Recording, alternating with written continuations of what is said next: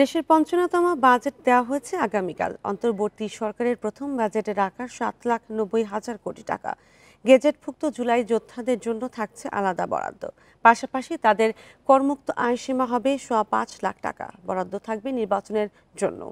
রাজস্ব আদায়ের চ্যালেঞ্জ মোকাবেলায় পরিবর্তন আসবে শুল্ক করে। ধনীদের কাছ থেকে বেশি কর আদায়ের প্রস্তাব করবেন অর্থ উপদেষ্টা।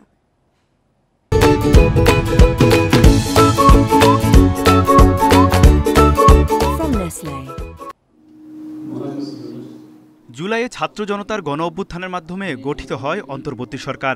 ২০২৫-২৬ অর্থবছরের জন্য প্রথমবারের মতো বাজেট উপস্থাপন করতে যাচ্ছেন তারা।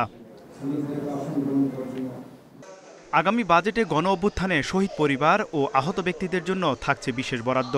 প্রায় ১,৫০০ কোটি টাকার বরাদ্দ থেকে দেয়া হবে এককালীন অর্থ, মাসিক ভাতা, দেশ বিদেশে চিকিৎসা খরচ এবং কর্মসংস্থানের জন্য প্রশিক্ষণ। একই তহবিলের অর্থে তাদের জন্য ফ্ল্যাটও তৈরি করা হবে।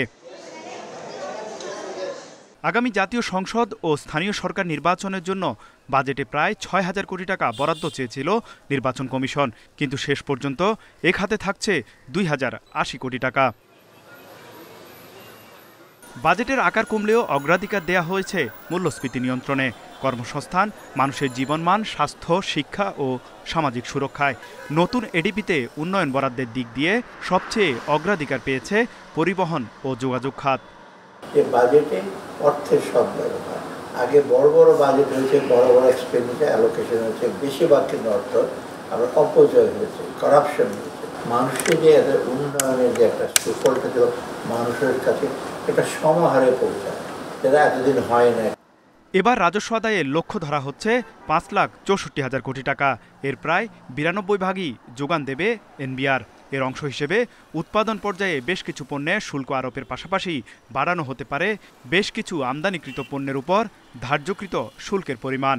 আয়করের আওতা যেমন বাড়াতে হবে, ভ্যাটের আওতাটা কিন্তু বাড়াতে হবে। অনেকেই কিন্তু অনেক ব্যবসা, অনেক কিছু কিন্তু এখনো পরিপূর্ণ ভ্যাটের যে জায়গাটা সেটা কিন্তু মধ্যে নেই।